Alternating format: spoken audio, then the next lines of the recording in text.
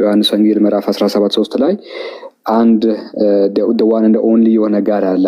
አንድና ብቸኛ የሆነ አምላክ አለ። ያ አንዱና ብቸኛው አምላክ ክርስቶስ ኢየሱስን ልኮዋል።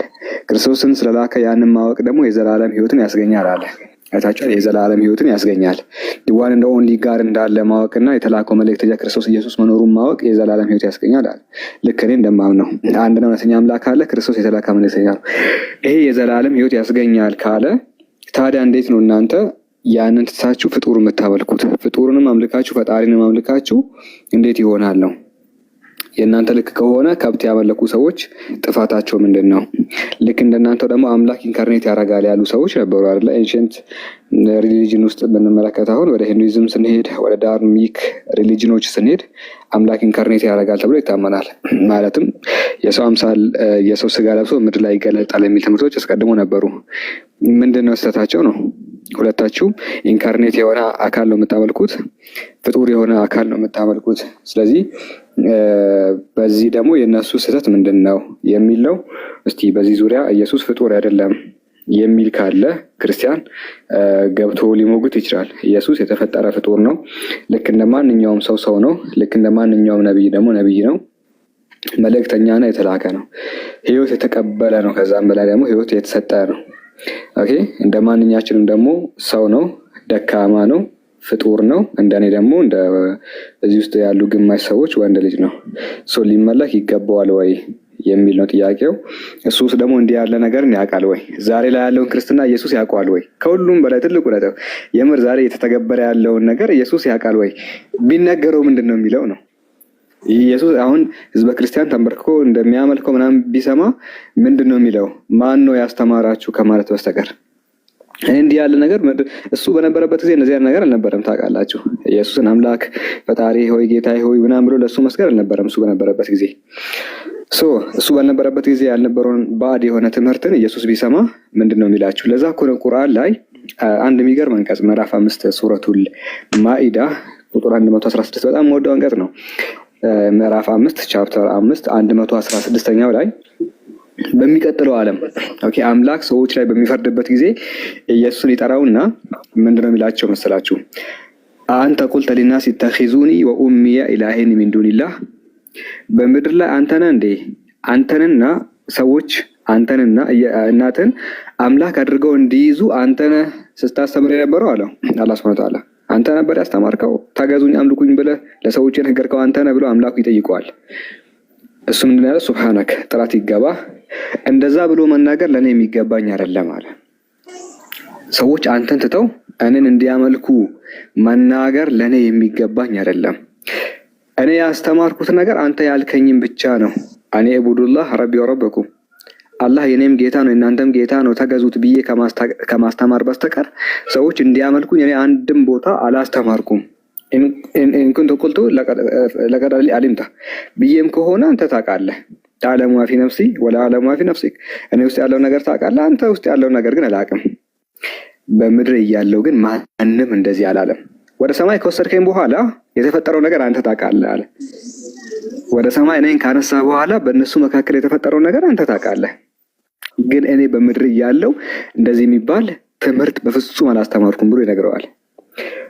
ዛሬ እነዚያን ሰዎች ብትቀጣቸው አለ እንቱ አዚበሁም መብት ነው። አይታችኋል?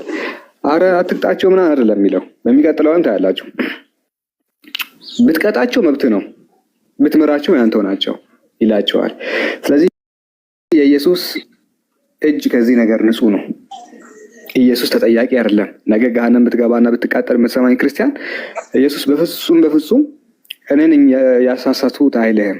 ስላላለ አምልከኝ፣ ተገዛኝ፣ አምላክ ነኝ፣ ፈጣሪ ነኝ ስላላለ ወደ ሲኦል በምትነዳበት ቀን ማንም በማያስጥልህ ከአምላክ እጅ በዚያ ቀን ኢየሱስ ተጠያቂ አይደለም። እጄ ንጹህ ነው ብሎ ከመሄድ በስተቀር። ታዲያ እነማን ናቸው? ከጊዜ በኋላ የመጡ አካላት ተጠያቂ ናቸው። በሚያሳዝን መልኩ ግን እነሱም እጥፍ ከመቃጠል ውጭ ለእናንተ ምንም የሚያደርጉት ነገር የለም። መንሰነ ሱነተን ሰያ ፈፈቱ ቢያ፣ አንድ ሰው መጥፎ የሆነ መከተልን ከዘረጋ 2 እጥፍ ይቀጣል እንደሚባለው እነዛ ቄሶች ተጠያቂ ናቸው፣ ይቀጣሉ። የራሳቸውን ኃጢአትም ይቀጣሉ፣ የእናንተን ኃጢአት ይቀጣሉ። እናንተም ደግሞ ትቀጣላችሁ። ስለዚህ ቄሶችን ተከትላችሁ ዘላለማዊ ህይወታችሁን አታጨልሙ። ራሳችሁ ላይ መመለሻ የለም፣ ለሚባክ የለም። መልሰኝና ኢየሱስ ፈጣሪ አይደለም ብዬ መሰክራለሁ የሚባል ታሪክ የለም። ዛሬ ላይ የምትወሰነው ውሳኔ ነው ማተር የሚያረገው እንጂ ነገ እሳቱ በጠናብህ ቁጥር ወደዚህ መልሰኝ አንዴ የሚል ትምህርት የሚል ልመና በፍጹም አይገኝም ነው። ይሄን ይመስላል። ክርስቲያኖች ካሉ ገስት መግባት ትችላላችሁ። ማሻአላህ ጀዛከላህ ኸይር ሳላህ፣ የሚገራርሙ ነጥቦችን ያነሳው። ኢንሻአላህ አሁን በአጭሩ ምን እናደርጋለን መሰላችሁ? ያው በቃ ሲጀመር ከዚህ በፊትም ተብሎ ያለቀ ነገር ነውና ፍጡር አታምልኩ ነው በአጭሩ። እኛ እያልን ያለነው ፍጡር ይሄ የተፈጠረ አካል ነው። በቃ አንደኛ ኢየሱስ ነኝ ብሎ የማያውቀውን ነገር ነህ እያላችሁት ነው በግድ። በቃ እኔ አላቅም እንዴ ማ ቁልቱ ለሁም ኢላ ማ አመርተኒ ቢሂ እኮ ነው ያለው። እኔ በቃ አምላኬ አንተ ያዘዝከኝን እንጂ አላዘዝኳቸውም አልነገርኳቸውም። እኔ አዕቡዱላህ ረቢ ወረበኩም፣ ጌታዬንና ጌታችሁን ተገዙ። ይሄ ነበረ ሲላቸው የነበረው። ስለዚህ ባይብል ላይም ስትፈልጉና ስትሄዱ ወደ አምላኬና ወደ አምላካችሁ እያለ ስለምን ቸር ትለኛለህ? ከአንዱ ከአምላክ በቀር ቸር ማንም የለም።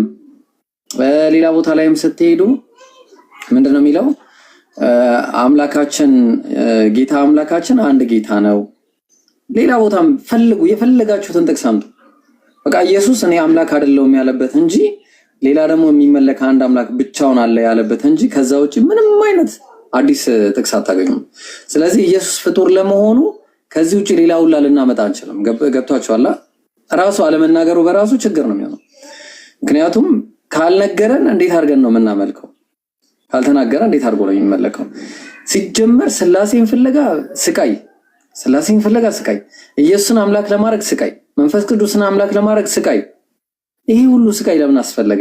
በቃ የሚመለክ አንድ አምላክ ብቻውን ይሆናል፣ የማይሞት የማይበሰብስ የማያልፍ በቃ ይሄ ሁሉ በቃ ፍጹማዊነት ባህሪ ያለው አንድ አምላክ አለ። እሱን ተገዙ። ለምን እሱን አትገዙም? በቃ ፍጡር የተፈጠረ ከሰው ስጋን የወሰደ ምግብን የሚበላ የሚተኛ የሚነሳ ከበላ በኋላ ሽንት ቤት የሚሄድ እንዴት አድርጋችሁ ነው የምታመልኩት? እንዴትስ ነው የሚዋጥላችሁ?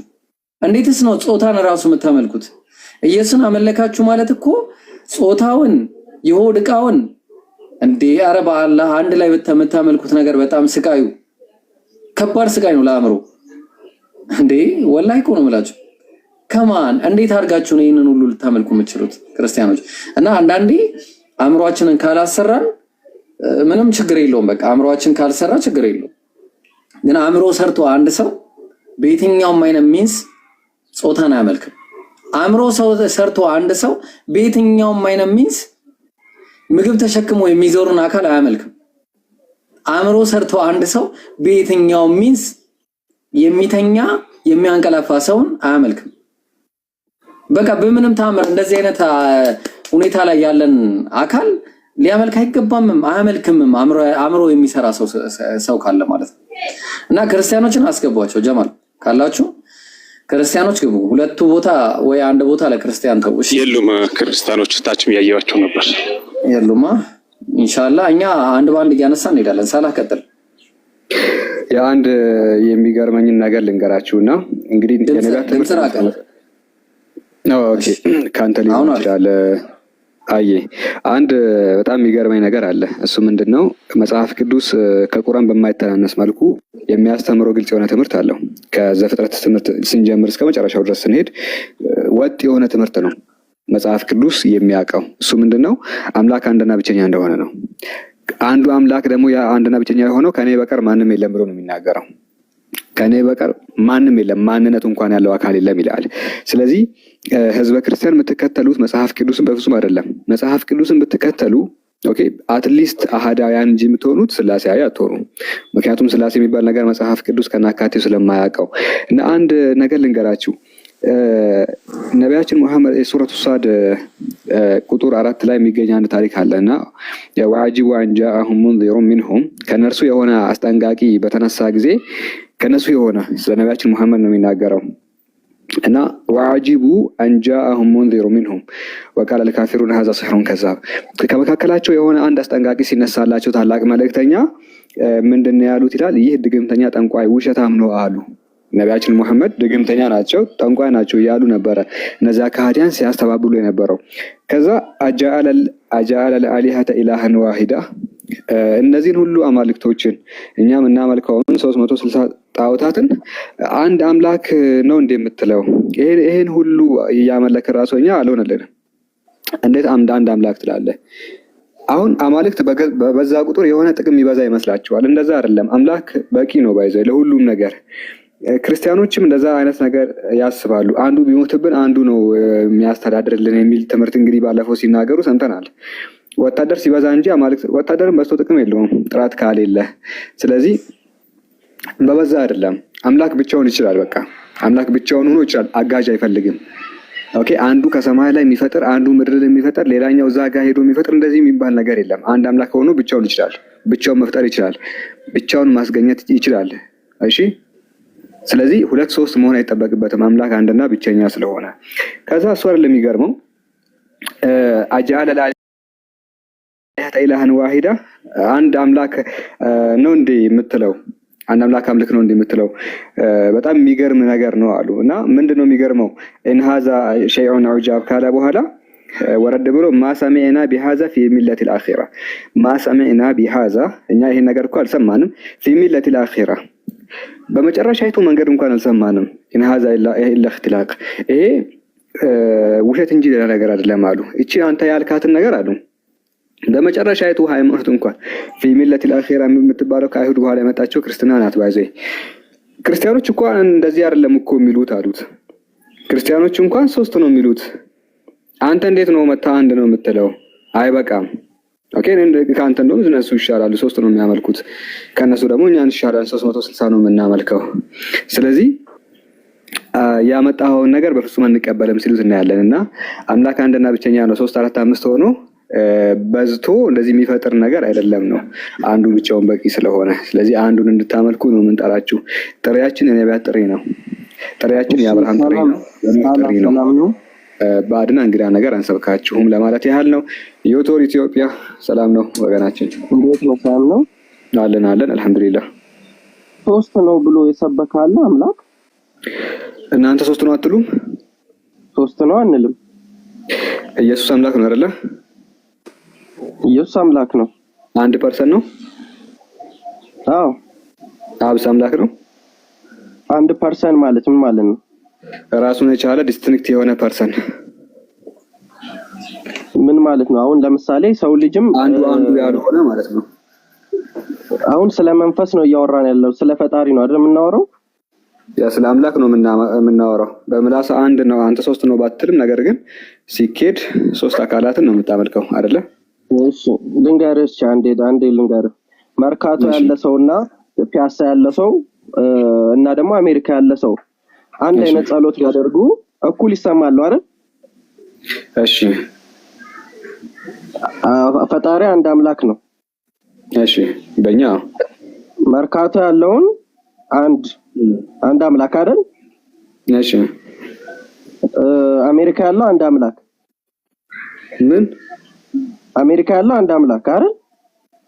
አምላክ ወደ አምላክ ቀየርከው ሰዎች ነበር። መርካቶ ያለ ሰው ምናምን ስትል ነበር አይደል? መርካቶ ያለ እኮ ጸሎት ሲያደርጉ የሚሰሙት ስንት አንድ አምላክ ነው የሚሰማው።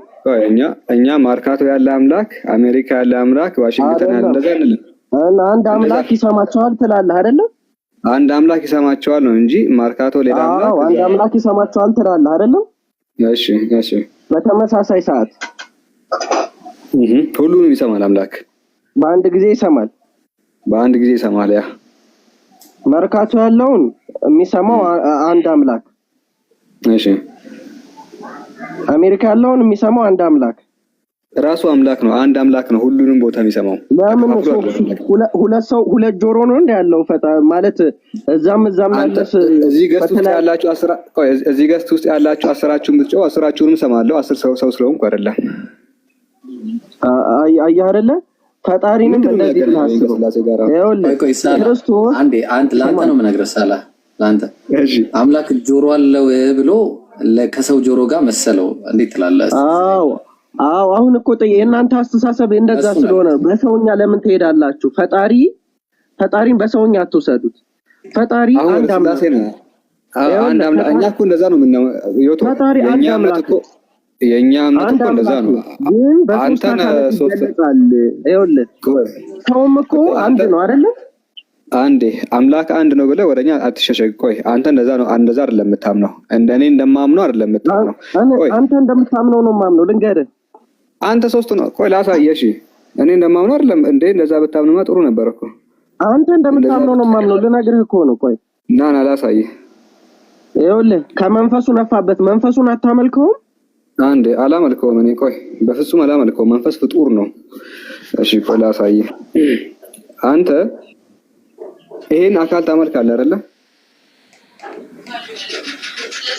አታመልከውም? ይሄን ማለት ይሄን አካል አይደለም አመልከው፣ በሰማይ ያለውን አካል ነው። ይሄ የእሱን አንድነትና ሶስትነት ለመግለጽ የተሳለ ችግር የለውም። አምላክ ነው ብለህ ነው ችግር የለውም።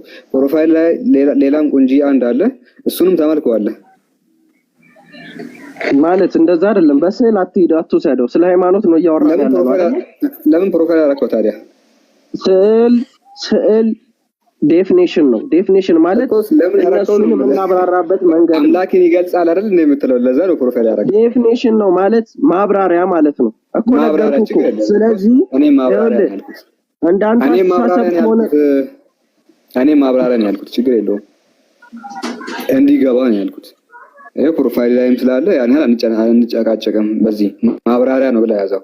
ሶ መንፈስ ቅዱስ ይመለካል አይደለ? መንፈስ ቅዱስ ይመለካል። አዎ ይመለካል፣ ግን የራሱ መንፈስ ነው። የእግዚአብሔር መንፈስ ተስፋፋት ማለት ነው። ራሱን የቻለ ያ ደግሞ አንዴ መጀመሪያ መንፈስ ቅዱስ ምን ማለት እንደሆነ እናብራራ። ችግር የለውም። መንፈስ ቅዱስ ማለት የእግዚአብሔር መኖሩን የሚያሳይ እስትንፋሱን የሚያሳይ የሚተነፈሰው ህያውነቱን ዘላለም ኗሪነቱን የሚያሳይ ነው መንፈስ ቅዱስ ትርጉሙ ማለት ነው። ጥሩ ራሱን የቻለ ነው አይደል? ከአካሉ ነው። አካል አንተ እጅ እግር እንዳለ አካሉ የተለየ ነው። ከአብ የተለየ የራሱ ስም ያለው የራሱ ግብር ያለው ከዚህ የተለየ ግብር ያለው ማለት ነው። ምክንያቱም ሶስቱ በግብር ይለያያሉ። ይሄኛው ሰራጺ ነው፣ ይሄኛው ወላዲ ነው። አንተ ኩላሊትና ሳምባ አንድ ነው እንደሚሰራው? ኧረ በእናትህ ኩላሊትና ሳምባውን ተውና እዚህ ጋር እናውራ እንዴ። እኮ ስለዚህ ማብራሪያ እኮ ነው እየሰጠህ ያለው። ተው እሱን ስለ ስላሴ ነው እንጂ አሁን ስለ ኩላሊት ስለ ሳምባ ስለ ጠጠር አይደለም። በምሳሌ ካልሆነ አይገባቸውም ብሎ ክርስቶስ ስለነገረን በምሳሌ ያስረዳዎቹ ነው። ችግር የለውም። ስለዚህ ዲስቲንክት ፐርሰን ነው፣ የራሱ ግብር ያለው፣ የራሱ ደግሞ ስም ያለው፣ የራሱ አካል ያለው መለኮት አይደለ? አይምሮዬን አይምሮዬ የራሱ ስም አለው። አይምሮ የሚል የራሱ ስራ አለው፣ የራሱ ስራ አለው እኮ ላብራራለሁ። ችግሩ ፐርሰን ሆኖ እኔ ብሎ የሚናገር አይደለም። እዚህ ጋር ነው የሚያልቀለ። እሺ አእምሮ ምን መሰለህ? አእምሮ የራሱ መገለጫ እኔ ብሎ የሚናገር ተናጋሪ ስላልሆነ ምሳሌው አንድ ሊሆን አይችልም። መንፈስ ቅዱስ የለየው ምንድነው? ስራ አለው አይደል? አንዴ ቆይ እኔ ብሎ ይናገራል ነው ይሄ። ያንተ አእምሮ እኔ ብሎ ሊናገር አይችልም። ይችላል? የኔ አይችልም። ያንተ ከቻለ ንገረኝ። አይታል አእምሮና ይሄ አንድ የማይሆንበት ምክንያት ይሄ ፐርሰን ነው። ፐርሰን ማለት እኔ ብሎ የሚናገር አካል ነው። ሶ ወደ አብም ስንመጣ አብ የራሱ ስም ያለው የራሱ ግብር ያለው ወላዲ፣ እንዲሁ ደግሞ የራሱ ፐርሰን ያለው አንድ መለኮት ነው። ይሄኛውም ደግሞ የራሱ ነገር ያለው የራሱ አካል መለኮት ነው። ይሄኛውም ደግሞ እንደዛው ሶስተኛው ወልድ ነው። ፕሮፋይል ኦኬ፣ ለምን ወጣ? ተመለስ። ፕሮፋይል ያረከውም አካል ልክ እንደነዚህ አንዱ ነው። ይሄም ይመለካል፣ ይሄም የራሱ ስም፣ የራሱ ግብር፣ የራሱ መለኮት። ይሄም እንደዛው መለኮት፣ ይሄም እንደዛው መለኮት። ቁጭ አድርገህ ሶስት እያመለክ ምላስ ግን እምቢ ይላል። ተመለስ ዮቶር። አይታል በምላስ እኮ አንድ አምላክ ነው የማመልከው ትላለህ። እኔ መች ካድኩኝ እሱን። ህሊና ግን ያውቀዋል ነው የምልህ። ኦኬ ህሊና ያውቀዋል፣ በደንብ ነው የሚያውቀው። በምላሴ መቼም ሶስት ነው የማመልከው እንደማትል እናውቃለን። እነዚህ ዘርዝሬ ሳሳይ ግን ሶስት እንደሆነ ያንተ ህሊና ያንተ እንትን በደንብ የሚያሳየው ማንነታቸውን ነው። ስንት አካላት ናቸው? ማንነታቸው ነው ሶስት ያደረጋቸው። ሶስቱም አካላት ታመልካለህ? ሶስት አካላት ስልክ አሁን እዚህ ጋር የምናየው አንድ አምላክ ነው በሶስት ተመስሎ ማለት ነው። እሱማ ሶስት ነው። ይሄ ማምላክ ነው ችግሩ። ስንት አካል ነው የምታመልከው? ነው አንድ ነው እሱ። አሁን ሲታይ በሶስት ተመሰለ እንጂ ስንት አካል ነው የምታመልከው? ዘፍጥረት ላይ ምን ይላል መሰለ? መጀመሪያ እግዚአብሔር ቃል ሲናገር ግን ጥያቄው እሱ አይደለም። ስንት አካል ነው የምታመልከው ነው ጥያቄው እኮ። ለነገር እኮ ነው እግዚአብሔር ቃሉን ሲናገር መጀመሪያ ምድር በአዳም አለመታዘዝ ምክንያት ከወደቀች የሰው ፍጥሩም ከረከሰ በኋላ ለመመለስ ብሎ አንድ ቃል ነው የተናገረው። እሱም የተናገረው ለሰይጣን ነው። በሴቲቱና በአንተ መካከል ጠላትነትን አደርጋለሁ፣ በእሷ የሚወለደው አንተን ያሸንፋል እንዳለው ነው። ያ የሚያሸንፈው ነው። ያ የእግዚአብሔር ቃል የወጣው ቃል የሚያሸንፈው ነው። ወልድ ማለት ገብቷል። ከየትም የመጣ አይደለም፣ ከራሱ ከእግዚአብሔር የወጣ ነው ማለት ነው። ለዛ ነው አንድ አምላክ የምንለው። ጥያቄው ምን ነበረ? ከይቅርታ ጋር ሶስት ስላልክ ነው እንደዚያ። ምን ብዬ ጠይቄ ነው? አሁን አውቄ ነበረ ዝም ያልኩት። አፈንከኝ፣ እንዳወራ አላደረክም እንዳትለኝ ዝም አልኩኝ። ጥያቄው ምን ነበረ የጠየቅኩህ? በእርግጥ እኔ አሁን ነው የገባሁት ሳይሆን ነው እንደዛ ስዕሉን ስታሳይ ነው። ግን ምን ብዬ ጠይቄ ነው ያስረዳኸው? አሁን ሶስት አምላክ ነው የምታመልኩት ብለህ ነው። እንደዛ አላልኩም። ስንት አካላትን ነው የምታመልከው? ነገርኩህ እኮ የወጣው ከአንዱ ከእግዚአብሔር ነው። ሶስቱ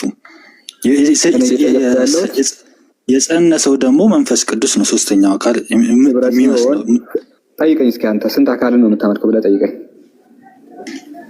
ነገርኩህ እኮ አንድ አምላክ ነው፣ ከአንዱ ከእግዚአብሔር ነው። ቆይ ለምሳሌ ቆይ አንተ ስንት አካልን ነው የምታመልከው ብለህ ብጠይቀኝ ስንት የሚል ጥያቄ ስለሆነ እኔ ምንድነው የምልህ አንድ አካል አመልካለሁ፣ እርሱም አላህ ሱብሓነሁ ወተዓላ ነው እመልስልሃለሁ።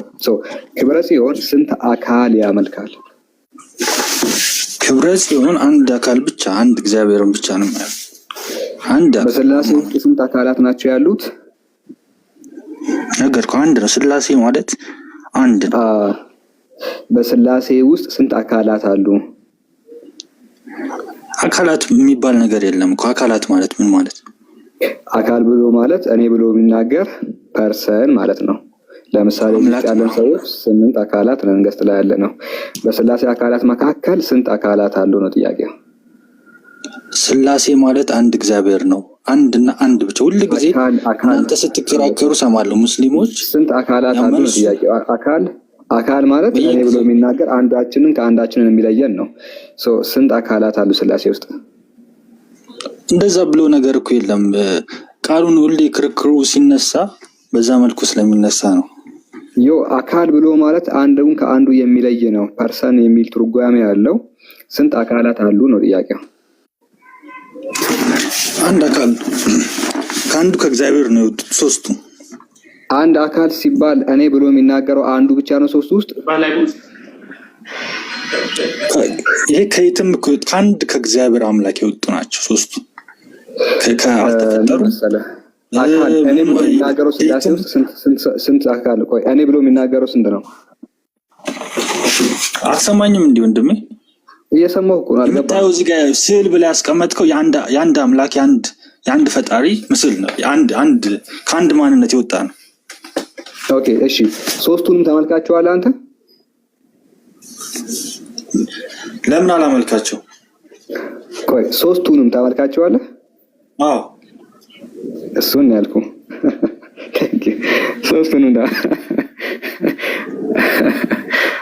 ሶስቱንም አመልካለሁ። ደስ ይላል። በቃ ጨርሰናል። ቴንክ ዩ። ይብሮ የምትለው ነገር አለ? አራው ቆይ እንዴ ግን የሚያሳፍር ነገር አይደለም እንደዚህ ክብረ ሲሆን እሺ ጥሩ። እንደዛ ከሆነ ጥያቄ አለኝ። ከሶስቱ አንዱ ፍጡር ነው?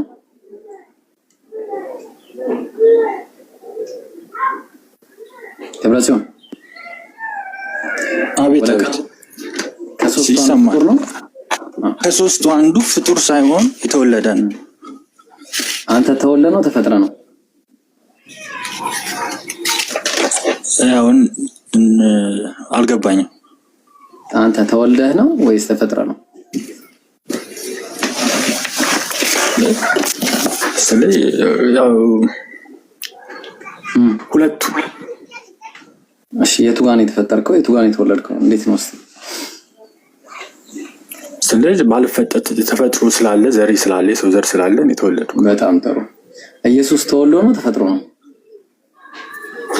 ኢየሱስ ክርስቶስ ተወልዶ ነው ተፈጥሮ አይደል? ኦኬ ከማርያም ምንም አልነሳም ማለት ነው። ስለዚህ አሁን ምንም ከማርያም ያገኘው ነገር የለም ማለት ነው። በቃ ተስማማ። ስለዚህ ተወልዶ ነው ስለዚህ ሰው ሆኖ ነው ማለት ነው። ገባኝ። ከማርያም ምንም አልነሳም ማለት ነው። ምንም አይነት ዘር አልወሰደም።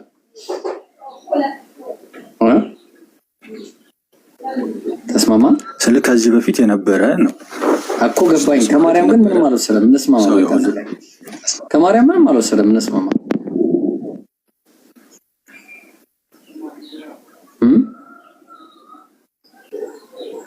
ቴዎሬሲዮን ተስማማ።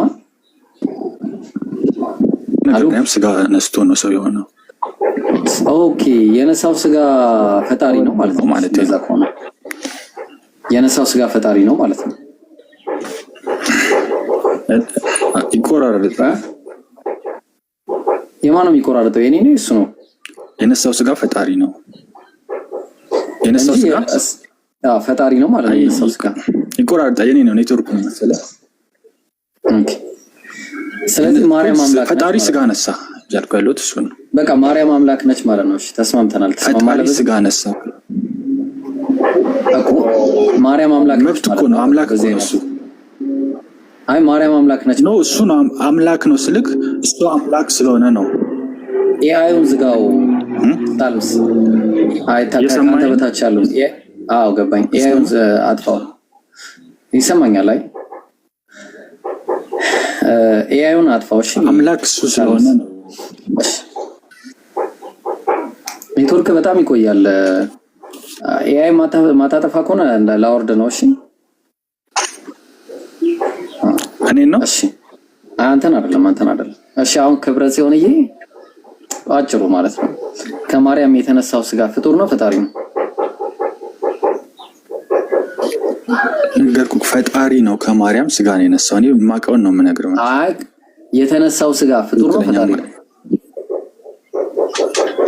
ለምን ፍጡር ነው እንጂ ወንድሜ በጣም ጥሩ። ስለዚህ የተፈጠረ ስጋ ኢየሱስን ታመልከዋለህ እኮ ቃል ስለሆነ ነው አምላክ ስለሆነ ነው የማመልከው።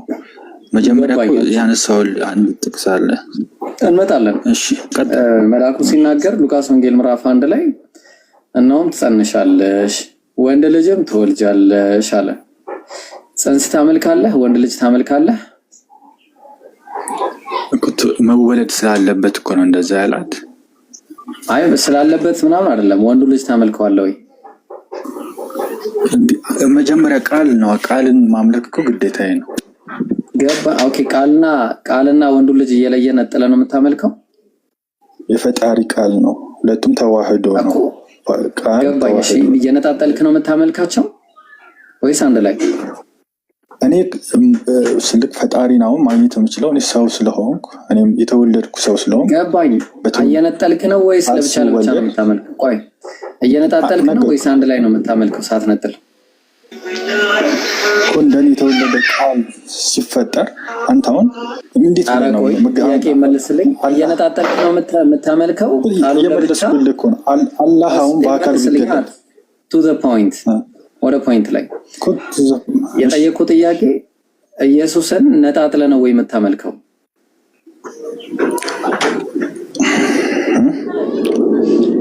ኢየሱስን ነጣጥለ ነው በአካል ቢገለጥ አንተ አታመልከው? የጠየቁን ጥያቄ መልስ።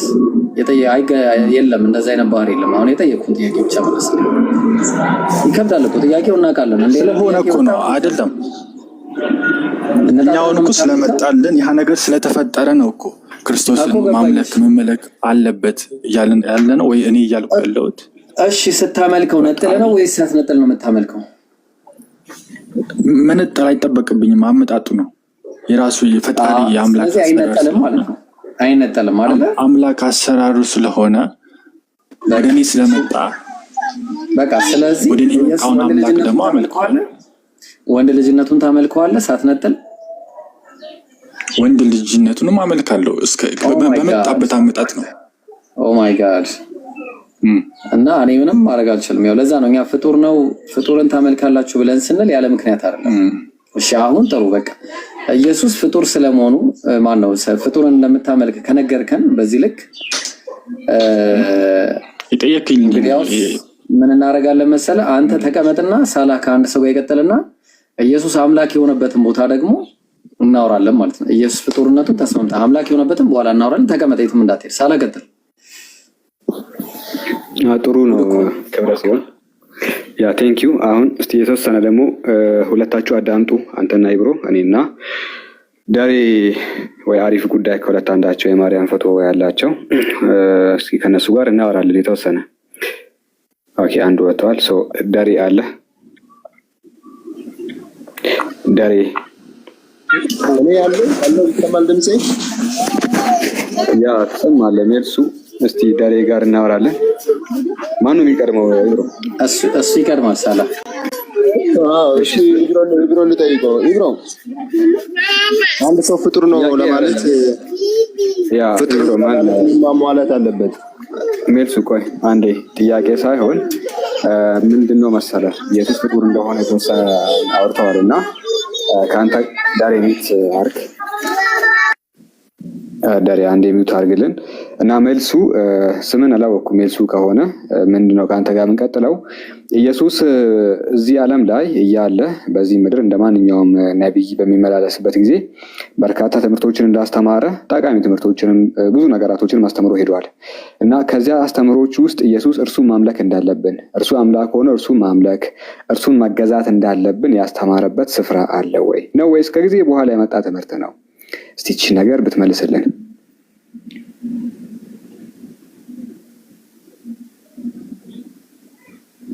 መልሱ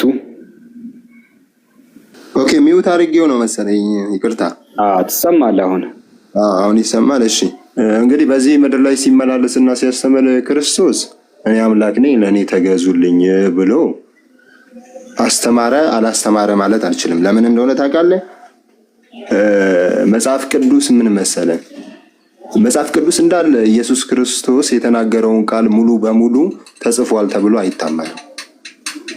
በብዙ ድካም በብዙ ልፋት ስለተጻፈ መጽሐፍ ቅዱስ እንደውም ዮሐንስ መጨረሻው ላይ ምን ይላል መሰለ? ኢየሱስ ክርስቶስ የተናገራቸውንና ያደረጋቸውን ታምራትን ብንነግራችሁና ብንጽፍላችሁ ኖሮ ሰማይና ምድር ባልበቃ ነበረ። ሰማይ ወረቀት ሆና ማን ነው ምድር ወረቀት ሆኖ ሰማይ ቀለም ሆኖ ብንጽፍላችሁ መጽሐፍ እንኳን አንጨርስ ማለት ጽፈን አንጨርስም ይላል። የምናወራው ምን መሰለህ ላይ ተጽፏል ካልከኝ አልተጻፈም እላለሁ። ኦኬ እሱን የፈለገው ምን መሰለህ? አንደኛ የህይወት ጉዳይ ነው። ማለትም በርካታ ነገራቶችን ሐዋርያት ጽፈዋል። ኢየሱስ እንደዚህ አንዲት በለስ አየ፣ ያን ያህል ጠቃሚ ያልሆኑ ፖይንቶች ሁሉ ሲጻፉ ነበር እና ታዲያ ቢያስተምር እንዲህ ያለ ትልቅ ትምህርትን ለምን ይተው ነበር ነው። ምን መሰለ ኢየሱስ እጁን ሳይታጠብ ምግብ በላ የሚል ነገር መጽሐፍ ቅዱስ ላይ ተጽፏል። ከዛ ሰዎች ተቆጡት። ሲቆጡት እናንተ ደንቆሮ ሆይ እንዴት ነው እንደዚህ የምትሉኝ ነገር ብሏቸዋል ጻፎችና ፈሪሳውያንን። መምህር ሆይ ታጠብ እስኪ መጀመሪያ ከመብላት በፊት። ታሪኩን ታስታውሳለህ። እናንተ ደንቆሮች ስለ ውጭ ትጨነቃላችሁ፣ ስለ ውስጣችሁ ግን አትጨነቁም አላቸው። በዚህ ደረጃ ስለሚበላው ነገር በዚህ ደረጃ ይህን ነገር ሁሉ እየጻፉ ሎጂኩን በደንብ ስማ፣ አንተ ደንቆሮ ብሎ ተናግሯል ምናምን እያሉ እየጻፉ እጅ ሳይታጠብ ምግብ በላ እያሉ እየጻፉ ትልቁን ትምህርት ግን ቢያስተምር ኖሮ እንደው ሳይጽፉት አለፉ እንዴት ይባላል ነው። የሰው ልጆች ህይወት ይሆናል። የሰው ልጆች ደግሞ እሱን ካላመለኩ ገሃነም ሊገቡ አይደለ? ታዲያ እንዲህ ያለ ነገር ለምንድን ነው ያልጻፉት ነው? ቢናገር ኖሮ የምር ቢናገር ግን እንደማያልፉት እርግጠኞች ነን። ኢየሱስ እንደዛ ብሎ ቢናገር ኖሮ እንደዚህ ያለ ትልቅ ነገር እኮ ይጻፍ ነበረ። ምክንያቱም እጁን አልታጠበም የሚለው ነገር ተጽፎ አምላክ ነኝ ብሎ ቢናገር ደግሞ እንዲህ ያለ ትልቅ ትምህርት የምርም ተናግሮ ቢሆን ኖሮ የማይጽፉበት ምክንያት የለም። እርሱ እንዳልተናገረ በዚህ እንላለን ነው። ሳላይ የምን መሰለ አሁን አንደኛ ነገር ስለ ክርስቶስ አመጣጡ ማወቅ አለብን። ክርስቶስ ምን አለ? የሰው ልጅ አለ። የሰው ልጅ የሚለው ራሱን ነው። የሰውን ልጅን ሊያገለግል እንጂ የሰው ልጅ እንዲያገለግሉት አልመጣም አለ። ምን ማለት ነው? የሰው ልጅ እሱ በእኛ አስተምሮ ነው የምነግረው።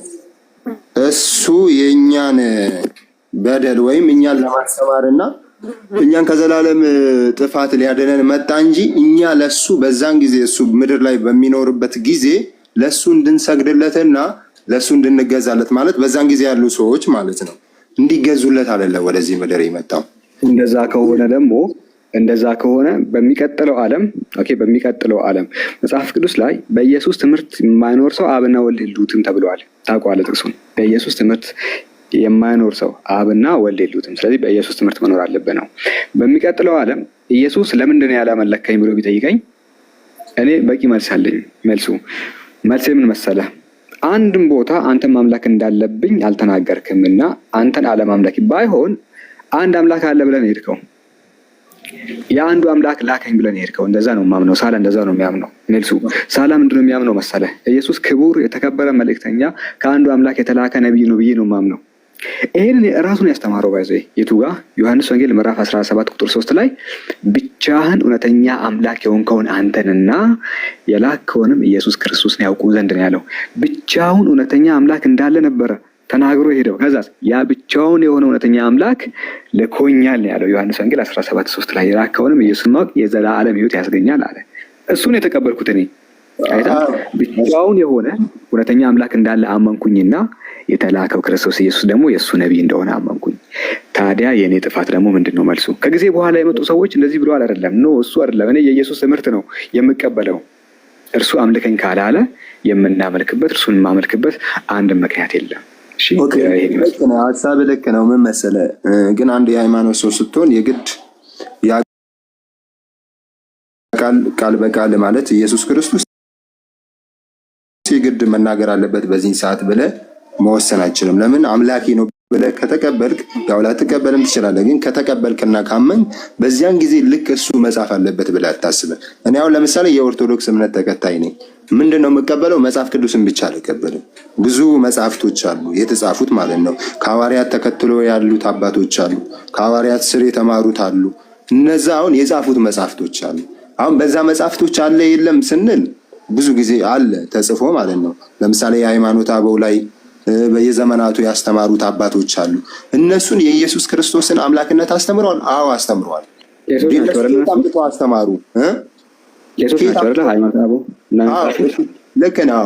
ጌታ አምጥቶ አስተማረ እንዴ? ኢየሱስ ክርስቶስ ሳይናገር ምናምን ብለህ ልጠይቀኝ ትችላለህ። ኢየሱስ ክርስቶስ የሚናገርበት መንገድ የራሱ በፈለገው መንገድ ነው የሚናገረው ብዬ እነግርሃለሁ። እንዴት በፈለገው መንገድ? እኔ ያን ጊዜ እያለሁ ያኔ ሳይናገር አሁን ለምን ተናገረ ብለህ ደግሞ መጠየቃችን። እሱን ደግሞ ስጠይቅ አሁን ወደ አንተ ደግሞ ጥያቄው ምን ይመጣል? ቁርአን በዛን ዘመን ቀድሞ ለምን አልተወረደም ብዬ ደግሞ እኔም ልጠይቅ እችላለሁ ማለት ነው። ያ ጠይቀኝ፣ መልስ አለኝ። ማን የተቋረጠው? ኦኬ ቄሶች ናቸው የጻፉልን እንጂ ኢየሱስ በግልጽ ምንም የተናገረበት ቦታ የለም ነው። ከአንተም ንግግር እንደሰማን ሃይማኖት አበው ላይ እሱ አምላክ እንደሆነ ተጽፈዋል ምናምን የሚል ነገር ነው የነገርከን። የቄሶች ትምህርት ነው የተጻፈው፣ እሱን ነው የምንከተለው ነው። እኛም እኮ እንደዛ ነው ያልነው። ባይዘይ ቄሶች የጻፉት ነገር አለ፣ እሱን ነው የተከተላችሁት እንጂ ኢየሱስ የተናገረውን አይደለም። ታዲያ ነገ ወደ ሲኦል ብትጣሉና ገሃነም ብትገቡ ኢየሱስ እጁ የለበትም ንጹህ ነው የምንላችሁ ለዚህ ነው። ምንም አትለውም። አንተ ነህ ወደ እሳት ያስጣልከኝ፣ አንተ ነህ እንድቃጠል ምክንያት የሆንከኝ ብለህ ኢየሱስን ሳይሆን ብለህ የምታደርገው ቄሶችን ነው። ቄሶች ሊወቀሱ ይችላሉ። ምክንያቱም ኢየሱስ ሳይናገር ከየት አምጥቶ ጻፉት የሚል ነገር ስላለ። ኢየሱስ ንጹህ እንደሆነ አይታችኋል ሁለታችሁም፣ ሙስሊሞችም ክርስቲያኖችም። ኢየሱስ ንጹህ ነው፣ እጁ የለበትም። ህዝበ ክርስቲያን ነገ ቢቀጣ ኢየሱስ የለበትም። ግን ቄሶች ይቀጣሉ። ለምንድን ነው? ያልተጻፈውን ነገር ኢየሱስ ያላለውን ነገር ተናገሩ። ለምንድን ነው ኢየሱስን የምታመልኩት? እርሱ ፍጡር ሆኖ ሳለ እርሱ አምልኩኝ ሳይላችሁ አንድም ቦታ ሳስተምራችሁ ለምን አመለካችሁት ብለን ደግሞ እንጠይቃችኋለን። ሌላ ክርስቲያን እናስገባለን። ለምን ወጣ ያሁኑ ልጅ?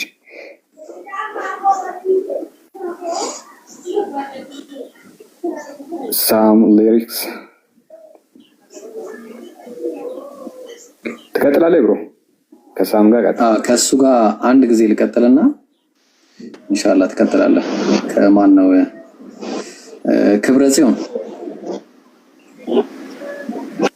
ይሰማል። አቤት። እሺ አሁን ኢየሱስ ፍጡርነት እንዳለብን ተስማምተናል።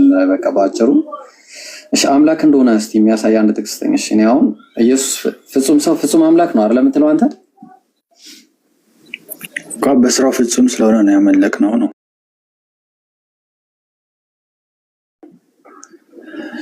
ልናመልከው የቻልነው በስራው ፍጹም ነው ስትል አልገባኝም። በስራው ፍጹም ነው ስትል አልገባኝም። ፍጹም ነው ማለት ሰውን ፍጹም ነው ስትል ያው ከዚህ ህግ ነበር። ከዚህ ፍጹም ያደረገው ህጉ ነው። ገብቷል? እግዚአብሔር ነው ጋልጣሰም እያልከኝ ነው? ምንም ጋልጣሰም እና ፍጹም ያስባለው እግዚአብሔር ያስቀመጠውን ሁሉ ነው። ሰላም አለ አላህ ያው እኔና ሳላውን 10 ልናሳይ እንችላለን። አሁን እዚህ ጋር አዳምጠን እሺ፣ አንዴ ካሜራ ክፈትና ሳላህ አንድ ላይ እናሳየዋለን ማለት ነው። ኢየሱስ ምንም አይነት ስህተት አልሰራም እየተባለ መሰረት ያው ልናይ እኮ ነው። እኔ አንድ ጀምራለሁ፣ ሳላህ ይቀጥላል። በደንብ ታያለህ። እሺ በደንብ ታያለህ። ኦኬ እኔ አንድ ብቻ ላሳይ፣ ከዛ ሳላህ ይቀጥላል። ማርቆስ ወንጌል ላይ ምን ተናገረ መሰለህ ኢየሱስ? ማርቆስ ወንጌል ምዕራፍ 2 ቁጥር 23 ላይ እሱም አለ ዳዊት ባስፈለገውና በተራበ ጊዜ እርሱ አብረውት ከነበሩት ጋር ያደረገውን አለ። ለባርክ ዳዊት ማለት ነው። አብያታር ሊቀ ካህን ማን ሊቀ ካህን በነበረበት ጊዜ አለ ክብረ ጽዮን አብያታር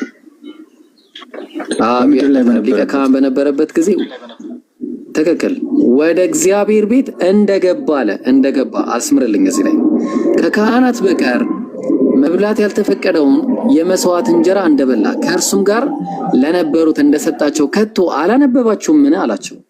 ጥሩ አላነበባችሁም? ምን ሲላቸው የት ነው ተብሎ ሲባል ያለው አንደኛ ሳሙኤል ላይ ነው እንደምታውቀው ማለት ነው። አንደኛ ሳሙኤል ምዕራፍ 1 ከቁጥር 1 ጀምረህ ስታየው ነው።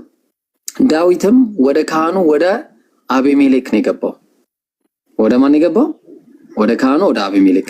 እዚህ ጋር ማን ጋር ነው የገባው? አብያታር። ዳዊት ለምን አደረገው ብለህ ታስባለህ አንተ? ለምን አደረገው የሚለው አይደለም፣ ስለተራበ ነው። ስለተራበ ነው እሱ የመጣው። ዳዊት ላይ ነበር። ዳዊት ባስፈለገውና ጊዜው ዳዊት ለምን አደረገው ነው እያልኩ ያለሁት ወዳጄ። ስለተራበ ነው እኮ እያልኩ እኮ ነው። ዳዊት ባስፈለገውና በተራበ ጥያቄን መጀመሪያ እስቲ አንደርስታንድ አድርገው። ጥያቄ ምንድነው? ገብቷል? ገና አልጠየቅኩም እኮ። በደንብ ገብቶኛል። ቀጥል፣ እያሳየኝ። እሺ ምንድነው ጥያቄ? እሺ ምንድነው ጥያቄ?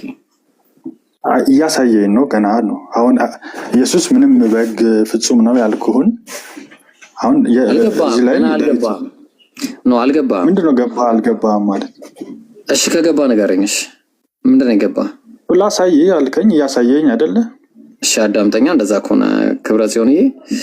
እሺ ስለዚህ አሁን አብያታር ሊቀ ካህን በነበረበት ጊዜ ዳዊት ወደ እግዚአብሔር ቤት እንደገባና ከካህናት በቀር መብላት ያልተፈቀደውን እንጀራ እንደበላ ከእሱም ጋር አብረው የነበሩትን እንደሰጣቸው አላነበባችሁም? ምን እያለ ይናገራል። ጥያቄው እውነት አብያታር ሊቀ ካህን በነበረበት ጊዜ ነው ወይ የገባው ነው? አንደኛ ሳሙኤል ምዕራፍ 21 ቁጥር 1 ላይ ዳዊትም ወደ ካህኑ አቤሜሌክ ወደ ኖብ መጣ።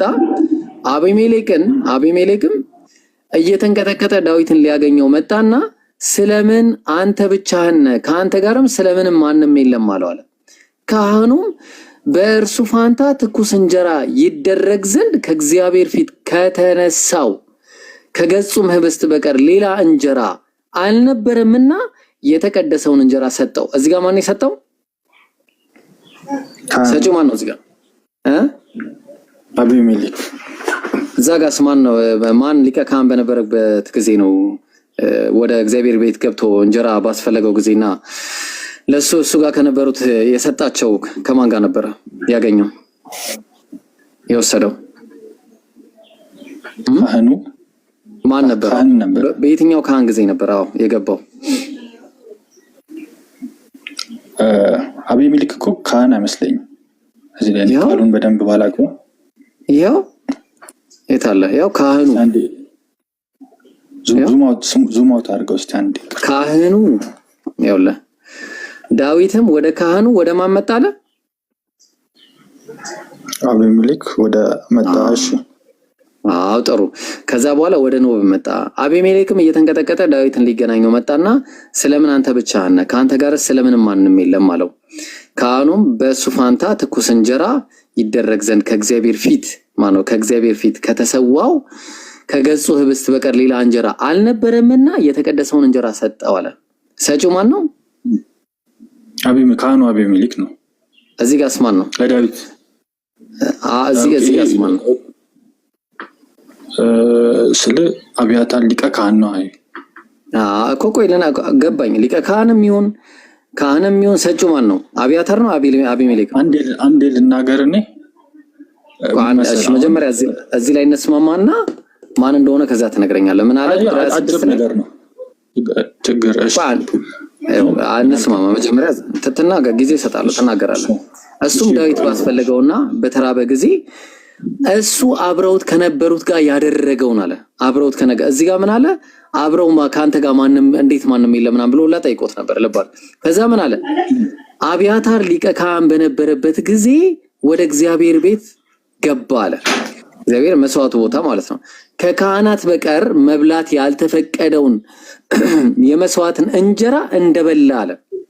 ከሱም ጋር አብለው ለነበሩት እንደሰጣቸው ከቶ አላነበባችሁ ምን አላቸው ይላል። እሺ አሁን በየትኛው ጊዜ ነው ኢየሱስ ሲናገር? በአብያታር ጊዜ ነው ይላል። እዚህ ሊቀ ካህን የነበረው እዚህ ጋር ደግሞ አቤሜሌክ ነው ይላል። የትኛው ነው ትክክለኛው? ታዲያ ፍጹም እንዳልሆነ ምን ያሳያል? አሁን ተሳስቷላ።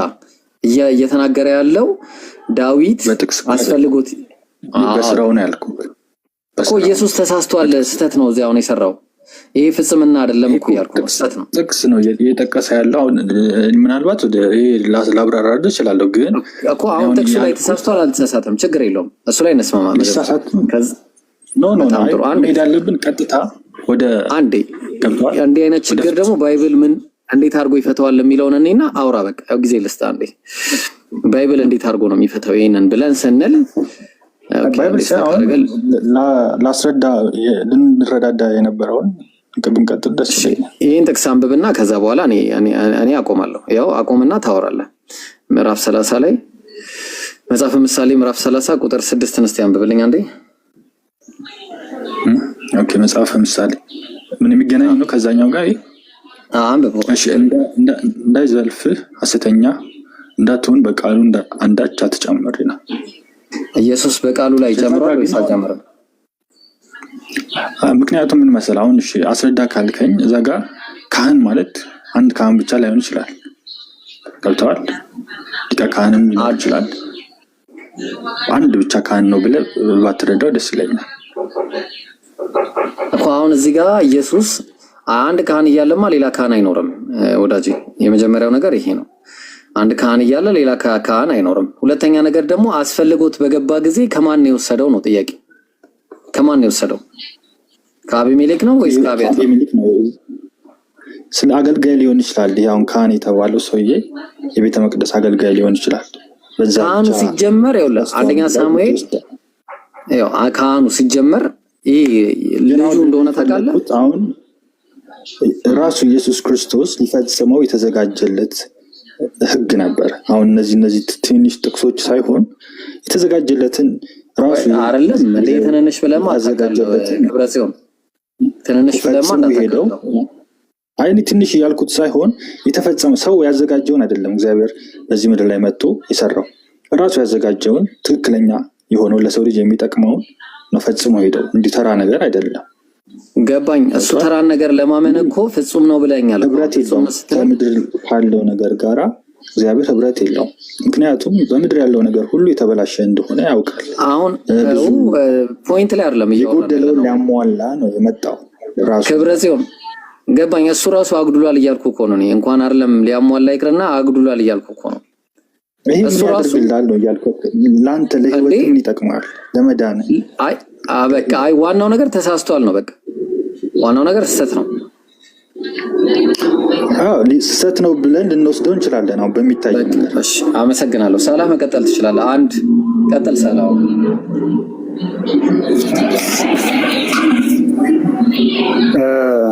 እሺ ጥሩ ውይይት ነበረ እያደረጋችሁ ያላችሁት።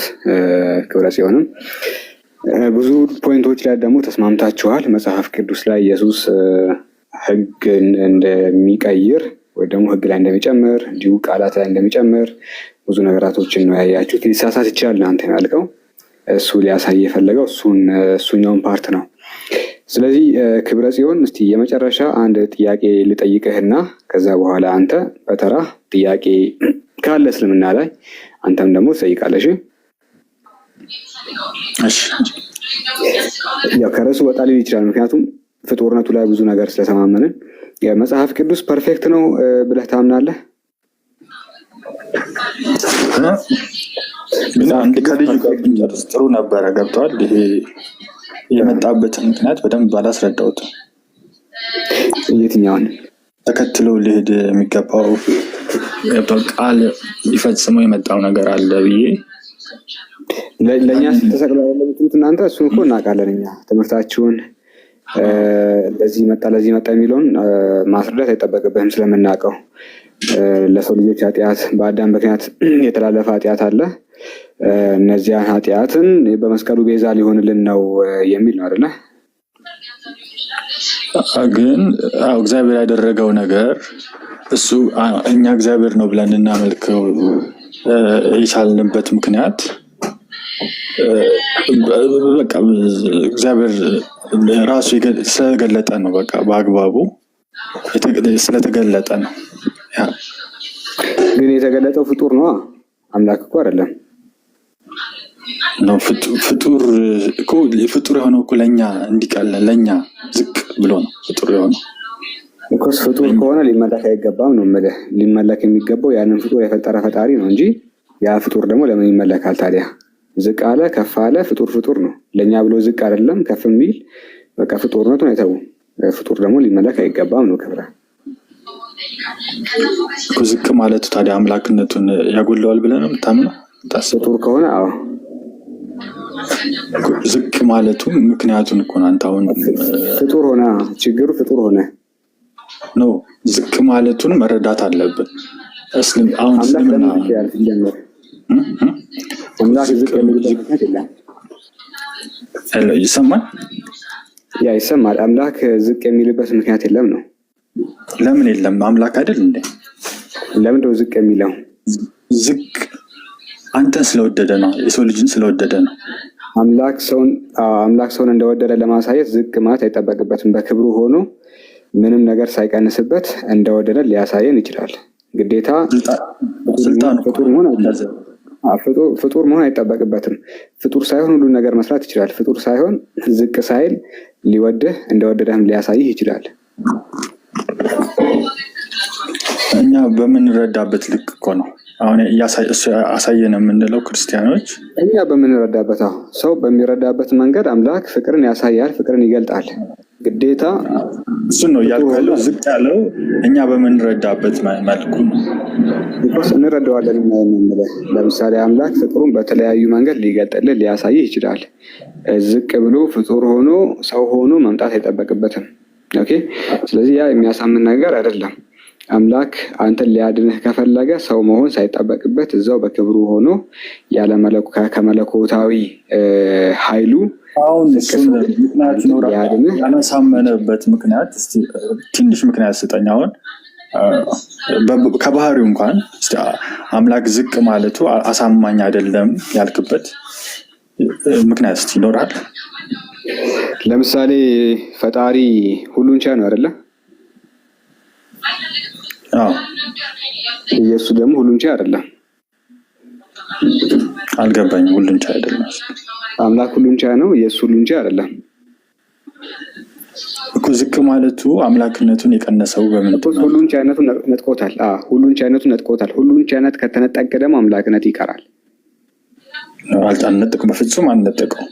ፍቅርን ላሳየህ፣ ሁሉን ማድረግ እንደማይችል ላሳየህ። ዝቅ ማለት እኮ ፍቅርን ነው እንጂ ያሳየው ምን መሰለህ? አለመቻል ውስጥ ገባ ኢየሱስ አለመቻል ውስጥ ገባ። አለመቻል ውስጥ የገባህ ቀን አምላክነት ይነጠቃል። ያለመቻል ጉዳይ አይደለም። አሁን መረዳት ያለብህ አይችልም፣ ኢየሱስ አይችልም። ይሄው አይችልም። መስዋዕት የሆነው እኮ ግድ ስለሆነ ነው። ኢየሱስ ከራሱ ምንም ነገር ማድረግ አይችልም ነው የምልህ። የቻለበት ብዙ መንገዶች ላስረዳ እችላለሁ። አንድ ላሳይና ቆይ ላሳይህና እንዴት አምላክነቱን እንደሚነጥቀው ላሳይህ። አንድ ልጨርስ። ና ችግር የለውም። ይኸው እኔ ከራሴ አንዳች ላደርግ አይቻለኝም አለ። ስለዚህ ኢየሱስ አለመቻል ውስጥ ገባ። አለመቻል ውስጥ የገባህ ቀን አምላክነት ይነጠቃል። ለምን? አምላክ ሁሉን ቻይ ስለሆነ። አይታል ከአሁን ዝቅ ማለት አለመቻሉን ነው የሚያሳየው። አለመቻል ነው የምልህ። አለመቻል ውስጥ ገባ ነው የምልህ። የምን ዝቅ አለመቻል ማለት ምን ማለት ነው? አሁን እዚህ ጋር አለመቻል ማለት ነው ፓወር ማጣት። አንድ ነገር ማድረግ ቢፈልግ ለከራሱ ምንም ነገር ማድረግ አለመቻል። አይታል ምንድን እኔ ምን ይላል? እኔ አንዳች ላደርግ አይቻለኝም እንደሰማሁት ፈርዳለሁ፣ ድንቅ ነው የላከኝ ፍቅር አልሻ ማለት ነው። ያምላክ ፍጹምነት ነው። እዚህ ጋር ዝቅ አለ ስትል ያምላክ በመተናነስ ብቻ ሳይሆን እርሱ ፓወር እንዳጣ ከራሱ ምንም ነገር ማድረግ እንዳልቻለ ነው ኢየሱስ በግልጽ እያስተማረ ያለው። ከአምላክ ተቃራኒ የሆነ ጥቅስ ነው የምናገኘው። ስለዚህ ዝቅ ስትል አንተ ከክብር አንጻር ብቻ ሳይሆን ከችሎታ አንጻርም እዚህ ውስጥ ስለገባ ተመልሶ ደግሞ አምላክ ሊሆን አይችልም ነው። ምን አለ መሰለህ አሁን ትልቁ ችግር እዚህ ከሙስሊም ጋር የሚያራርቀንና የሚያለያየን አተያይ ነው። አሁን እዚህ ጋር ነገሮች የምናይበት መንገድ አሁን ሰው መሆንን እንደ መዋረድ ነው። አሁን ያያችሁት ያላችሁት ሰው መሆኑን መዋረድ አይደለም። ለአምላክ አይገባውም። አምላክ ኢየሱስ ይበላል። እኛ የተዋረድነውን ነው ከፍ ሊያደርገን ይችላል። አሁን ተአምር አላደረገም። ሌላ ምግብ ይበላል ናቸው። ሌላ የፈጸመው ነገር ይበላል። ለምን አይበላም? በደንብ ይበላል። ከምግብ የበላውን ነገር እንዴት ነው የሚያስወግደው? የምንበላውንም ነገር ሰጥቶናል። ኢየሱስ ይበላል አልክ። የበላውን ነገር እንዴት ነው የሚያስወግደው? ምግብንም ሰጥቶናል። መብላት ብቻ አይደለም። ጥያቄ፣ ኢየሱስ የሚበላ ከሆነ የበላውን ነገር እንዴት ያስወግዳል? አልገባኝም። አንተ የበላውን ነገር ምሳ ከበላ ወይ እራት ከበላ የበላውን ነገር ሽንት ቤት ሄደ ነው የምታስወግደው? ላላስወግድም እችላለሁ። ላላስወግድም እችላለሁ። በልተህ ጠጥተህ ምንም አትልም? አዎ። ከየትኛው ፕላኔት ነህ? ማርስ ነው ጁፒተር ነው አንተ? አይ እዚህ ጋር አሁን መረዳት ስላልቻልክ በቃ ተው ነገር ምንም በልተህ አንተ ምንም አትልም? ተው አልጸዳዳም ነው የምትለው? አይ አሁን ምንም እኮ ማስረጃም ዝም ብለህ ብቻ ወደ ስድብ ነው የገባው። አይ ሳይሆን አንተ እሺ አንተ እንደዛ ልዩ ፍጥረት ልትሆን ትችላለህ። ግን ሰው ብዙ ጊዜ ውስጥ ያለ 900 ምናምን ሰው ከበላና ከጠጣ በኋላ በእርግጠኝነት እንዴት ይሄዳል? ያንተን አላውቅም። እንግዲህ እኔ እንደዛ አልልም ብለሃል። የተዘጋ ነገር ላይ እሱን አላውቅም። ግን 900 ሰው እንደዛ አይደለም። እኔ እስከማውቀው ድረስ የበላውን የጠጣውን ነገር የምር ያስወግዳል። በቃ ያንተ እንግዲህ ለመረዳት መጀመሪያ ጭንቅላትን ክፍት ነው ማድረግ ያለብህ። ያፍቼዋለሁ፣ ችግር የለውም። ኢየሱስ የበላውን ነገር በምን መልኩ ነው የሚያስወግደው ነው ከሰውነቱ? አይ ለምን እዛ አሁን ወረድክብኝ? አሁን አንተ የምትጸዳደው ነገር ነው የሆንክብኝ። ችግር የለውም። ና ኢየሱስ የበላውን ነገር እንዴት ያስወግዳል? አንተ እንደዛ ነው የሆንክብኝ ነው ያልኩ ያለሁት። ምክንያቱም መዋረድ ምን እንደሆነ ልነግርህ ስለፈለግኩ ነው። ኢየሱስ የበላውን ነገር እንዴት ነው የሚያስወግደው? ጭንቅላትን ግን ሳትከፍት ጭንቅላትን ቆልፈ ጥያቄውን ብቻ ኢየሱስ አስተምሯል። አሳየህ ይሄንን ትምህርት እኮ አሁን ዘጋው እኮ ጭንቅላትን ዘጋው። ለነግረህ ዘጋውትም ኢየሱስ የማቴዎስ ወንጌል እንደዚህ ይላል። ኢየሱስ በቃ ኢየሱስ ላሳዳር ፈለኩትን የመጣበትን መጀመሪያም የመጣንበትን እኮ ነገር አበላሻው። አረ እና ኢየሱስ እንደዚህ ይላል። ትህትናው ሊገልጽልህ ተሳደብክ። አረ ተሳደብኩ። ለምን እንደዛ ስለሆነ ሆነ አሁን እንዲህ እንቱ ራሱ አሁን ቁርአን ሊናገር የፈለገበት የተነሳበት ገብቷል። የተማረው ማለት ነው። አንዴ አዳምጥ። ከራሱ የማቴዎስ ወንጌል ያደረገው ነገር የለም። ከራሱ አንዳች የፈጠረው ነገር የለም። ቆይ ቁርአን ፈጣሪ አይደለም። ቆይ የማቴዎስ ወንጌል አንዳች ያመጣው ነገር እውነት የለም አንዴ ነው እና የገለጽ ካለው የኔን ቃል እስከሆነ ፕሊዝ ትመልሳለህ። ባይዘኝ የማቴዎስ ወንጌል ምዕራፍ 15 ቁጥር 17 ላይ ወደ አፍ የሚገባ ሁሉ አለ፣ ወደ አፍ የሚገባ ሁሉ ወደ ሆድ አልፎ ወደ እዳሪ እንዲጣል አትመለከቱ? ምን አለ? ወደ አፍ የገባ ሁሉ ወደ ሆድ አልፎ ወደ እዳሪ እንዲጣል አትመለከቱ? ምን ይላል? የበላችሁት ነገር ወደ እዳሪ ነው የሚመለሰው አለ። ለዛ ነው በሌላኛው ቦታ ደግሞ ማርቆስ ወንጌል ላይ ወደ ሆድ ገብቶ ወደ እዳሪ ይወጣል እንጂ ወደ ልብ አይገባም አለ። ከበላችሁ በሆዳችሁ አልፎ እዳሪ እዛ ነው ጥሉት እንጂ ሌላ ነገር አይሆንም አለ። አንተ ራስህ ዋሽተሃል አልጸዳዳም ብለህ። አንተ አጠገብ ስላሌለን ይሁን ስለማና ይሁን አናውቅም። ኦኬ ያሹ ኳንተ ነው ወንድም። ኦኬ ምንም አንተ ያልከው ላልጸዳዳ ይችላል ያልከው ለሁለት ወር አይደለም። አሁን ስርዓቱን ልነግርህ ስል ስርዓት አልቀበልም ማለት ስርዓት መስማት አልፈልግም ማለት እኮስ አሁን ትጸዳዳለህ ወይ ብዬ ስጠይቅህ ለሁለት ወር ላልጸዳዳ ይችላል። እሺ አሁን ጥያቄው ኢየሱስ የበላውን የጠጣውን ነገር ከሰውነቱ እንዴት ያስወግዳል ነው? አይ እውነት እንዳለው ሰው እንዲህ መናገር አልነበረብህም። ገብቶሃል? ሲጀምር አንተ ያለ ማርቆስ ወንጌል 7 ላይ የተጻፈ ነገር እኮ ነው። አይ ከወጣብኝ አሁን እንዴት ብዬ ማስረዳት አልችልም። ኢየሱስ የበላውን የጠጣውን ነገር በሰውነቱ ሆዱ ውስጥ ተሸክሞ የሚሄደው ነገር አለ አይደለ? የበላውን የጠጣውን ነገር ዲጀስት ይሆንና ለምሳሌ አሳ ከሆነ የበላው አሳው ዲጀስት ይሆናል እንጂ ሌላ ነገር አይደለም። ዲጀስት ይሆናል፣ ከዛ ሆዱ ውስጥ ለተወሰነ ቀናት ይቀመጣል በእርግጠኝነት አይደለ? ያ ሌላ ነገር ሆኖ ሊወርድ ማለት ነው። ስለዚህ አምላክ እንደዚህ ቆሻሻ ተሸክሞ ይሄዳል ማለት አምላክ ማዋረድ ነው። ይሄ ለአምላክ ውርደት ነው። ለአንተ ነው ውርደት እኮ አልኩ። አምላክ በሆዱ ቆሻሻ ተሸክሞ በሆዱ ቆሻሻ ተሸክሞ ጭንቅላትን ዘግተዋል ለምልህ እኮ ምንም ነገር ስለሌለበት ነው። አሁን ሙስሊም የምለው ጭንቅላታችሁ ዝግ ነው። አልዘጋንም። እሺ አሁን አስረዳን እስኪ። ኢየሱስ የበላውን የጠጣውን ነገር እንዴት ነው የሚያስወግደው ነው? መልስ ሴነ። ይሄ ደግሞ እንዲህ ተራ ሰው ሊረዳው የሚችለው ነገር አይደለም። በቃ ስለዚህ ልውረድ። በቃ አትውረድ፣ ንገረን። ይሄን አትውረድ። እኔ አሁን ልቀበለው የቻልኩት እንዳንተ ስለ ስጋና ስለ ደም ገብቶኝ ስለተረዳው አይደለም፣ ግን እግዚአብሔርን በእግዚአብሔርነቱ ልቀበለው ስለፈለግኩኝ ነው ይሄ ነገር ልረዳ የቻልኩት እንጂ አቅም ኖሮኝ ወይ ብቃት ኖሮኝ አይደለም። ኢየሱስ ክርስቶስን አምላክ ነው ብዬ የተቀበልኩት ማለት ነው። አሁን የምትመልስልን የበላውን የጠጣውን ነገር እንዴት ነው የሚያስወግደው? ዳሪ እያወራ እንዴት ብዬ ነው አሁን ከአንተ ጋር የምነጋገረው? አሁን ኢየሱስ የበላውን የጠጣውን ነገር እንዴት ነው ከሰውነቱ የሚያስወግደው? ይህችን ብቻ ነገር ሽንት ቤት ሄዶ ራሱ ተናግሯል አይደል? እንደዛ ሽንት ቤት ሄዶ። እሺ አምላክ በሆዱ ቆሻሻ ተሸክሞ ይሄዳል ብለህ ታምናለህ? ቆሻሻ እኮ አይደለም ዳሪ ማለት። አንተ ሆስፒታል ለምን እንደሆነ የምትሄደው ሳይሆን ይሄ ሽንት ቤት የሚጣለው ነገር ወርቅ ነው።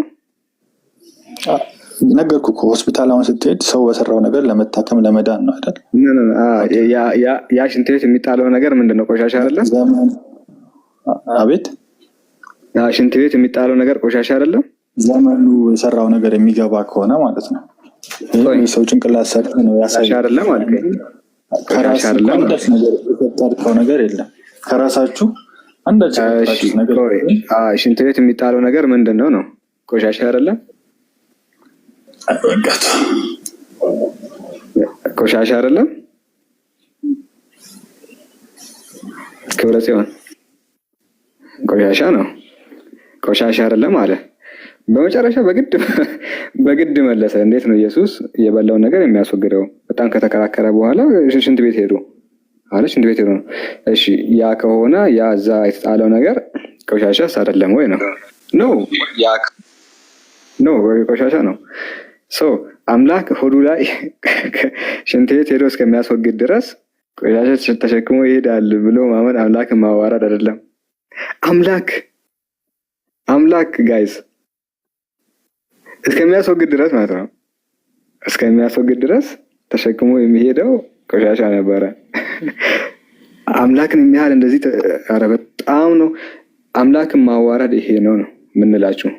ከዚህ በላይ አምላክን ማዋረድ የለም። ኦኬ ይሄን ይመስላል። እሺ ሌላ ክርስቲያን ሳላ ወይ? ሰላም አለይኩም። ወአለይኩም ሰላም ወራህመቱላህ። ወጣ አንድ ጥያቄ ነበረኝ ቅድም እንትን ይል ነበር አለኝ ሲል ነበር ስሰማውና ሽንት ቤት ነበር የሚጸዳደው ሲል ነበር እና በጣም አይምሮ ውስጥ የሚመላለስ ጥያቄ አለና ተጠይቆ ነበረ። በጣም ለምሳሌ እስኪ አንተ ልጠይቅ። አሁን ሽንት ቤት እያለ አሁን ሰው ቢመጣበት ምን ነበር የሚለው ኢየሱስ ክርስቶስ? እና ግልጽ ሰው ስለሆነ ሰው አለ ነው የሚለው። ምን አለ ቢባል ያ ሰው አለ ነው የሚባለው። አምላክ አይደል እንዴ? ያ ለክርስቲያኖች ከባድ ጥያቄ ነው። ምን ብሎ ነው ያለው? አምላክ አለ ነው ሰው አለ ነው? ወረው ፍጹም ሰው ፍጹም አምላክ አለ ነው የሚለው።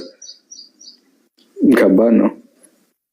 ግን እኮ አነስ የድሮ እንትኖች ሽንት ቤቶች እኮ እንደዚህ አይደሉም አይደል? ዘዳግም 23 ላይ ይሄ የሚቆለፍ ሽንት ቤት እኮ የለም ድሮ ኢየሱስ በነበረበት ጊዜ።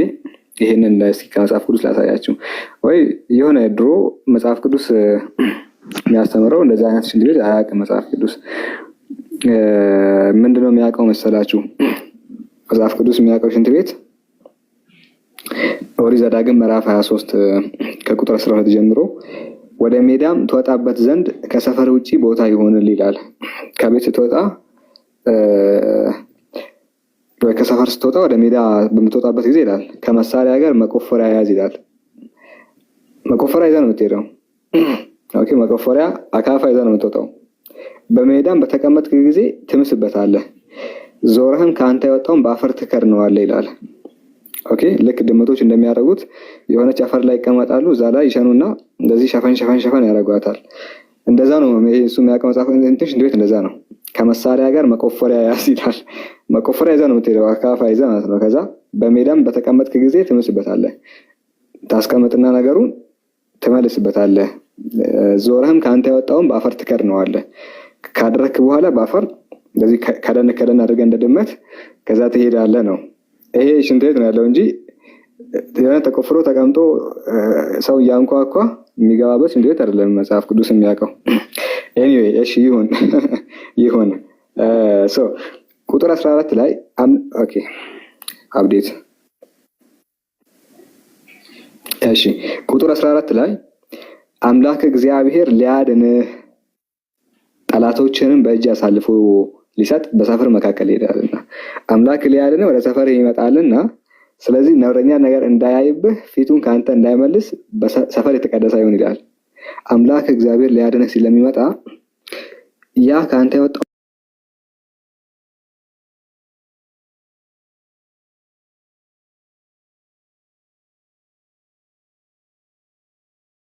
ሳትቆፍራችሁ ሳትቀብሩት እንዳትሰውት ይላል። ምክንያቱም እኔ ሊያድናችሁ ስለሚመጣ ያኔ በሚመጣበት ጊዜ ካካ እንዳላይ ነው። ቅበሩት፣ ቀብራችሁ ድፈኑት። አሁን ምንድነው ስለዚህ ነገር የሚያስወራው ነው? እሱን ስለ ካካ ይቀበር እያለ አምላክ ለምን ስለዚህ ነገር ያስተምራል? ስለ ስላሴ ትዘው እንዳይረግጠው ፈርቶ ነው? እንደዛ ነው የሚለው። እንግዲህ አምላክ እግዚአብሔር ሊያድን ጣቶችንም በእጅ አሳልፎ ሊሰጥ በሰፈር መካከል ይሄዳል፣ በሰፈር መካከል ይመላለሳልና ድንገት እንዳያየው አይነት ነገር ይናገራል። እንዴ ስለዚህ ነው የሚያወራው። እኛ ስላሴን አይደል የምንፈልገው መጽሐፍ ቅዱስ። እሺ ስላሴ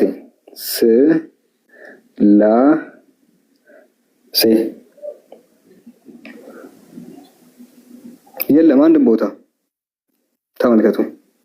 ሌሎች ጥቅሶች ናቸው እነዚህ የጨማመሩባቸው ማለት ነው። ሹፉ ከእንደገና ልጻፍላችሁ። ሌላ ነገር ነው የሚያመጣው። ክርስቲያኖችም ያውቃሉ ስላሴ ቃሉ እንዳሌለ። ኖ ማች ፋውንድ ይላል። ድጋሚ ልጻፍ። ስላሴ ገድላት ላይ አለ። ምንም የለም ይላል። ይሄ ምንም የለም። ሽንት ቤት ተቆፋፈር ግን አለ። ኦኬ ሽንት ቤት እንዴት እንደሚቆፈር አለ የመጽሐፍ ቅዱስ ነው። ቺኛዋ ብዙ መሰራ መሰለኝ ለሰዓት የለም አንድም ቦታ እርሾ እንዴት መጋገር እንዳለባችሁ መጽሐፍ ቅዱስ ይናገራል። ላሳያችሁ ቆይ እርሾ እሱን አሳበልና ወደ ቀጣዩ ዘጸአት ላይ እርሾ ያለበትን ምንም አትብሉ። አንዴ ቆይ እርሾ ያለበትን ምንም አትብሉ፣ በቤታችሁ ሁሉ ቂጣና እንጀራ ብሉ ይላል። የቱ ጋር? ዘጸአት ላይ እርሾ ያለበትን ምንም አትብሉ፣ በቤታችሁ ሁሉ ውስጥ ቂጣ እና እንጀራ ብሉ ይላል። ይሄ ምንም ነገር አያደርግልንም።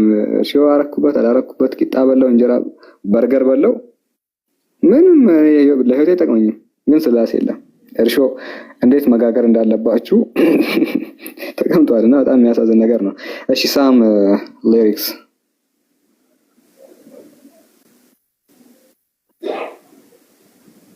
ሳም ማይክ ከፈትከው ልጅ ማይክ ፈታውን